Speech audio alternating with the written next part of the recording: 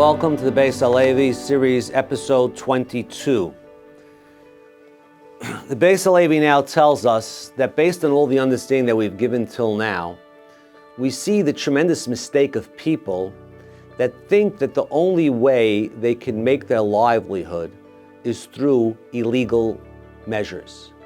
He says it's totally illogical.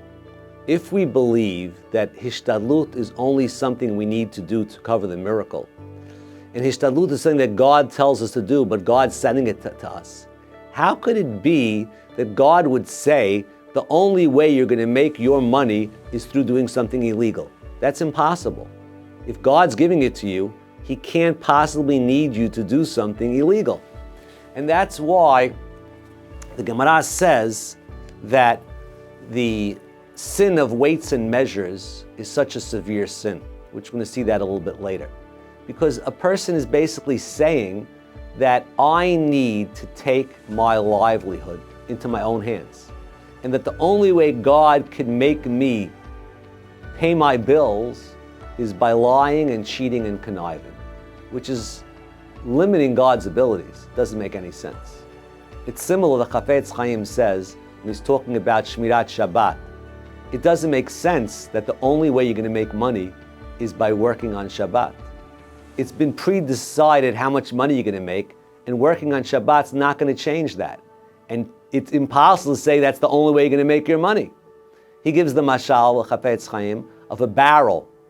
In the old days, barrels had spigots. You put a spigot in, it's like you have on the side of the hot water urn on Shabbat, a spigot, and that would let the wine out. Now, if you put 6 spigots in or 7 spigots in, it's not going to cause there to be any more wine than there was before. The spigots don't create the wine is pre-existing. That's the same with our livelihood. Our livelihood has been predetermined. The spigots are just the intermediaries to make it come out.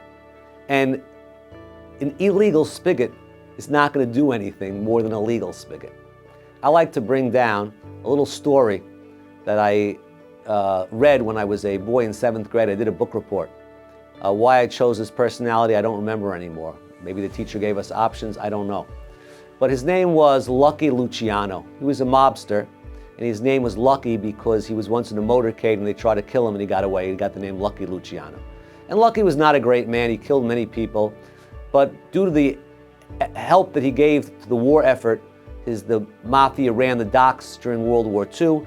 The American government let him out of jail, sent him to Sicily to spend the rest of his life. And towards the end of his life, there was a writer that went to write an autobiography on him, and he asked him, "What's your life's takeaway?" And he says, "My life's takeaway is I ran organized crime. I ran a syndicate. I ran a business, and I put a lot of effort into it. And I realize now at the end of my life, I could have put the same amount of effort into making a legal dollar that I put into making an illegal dollar.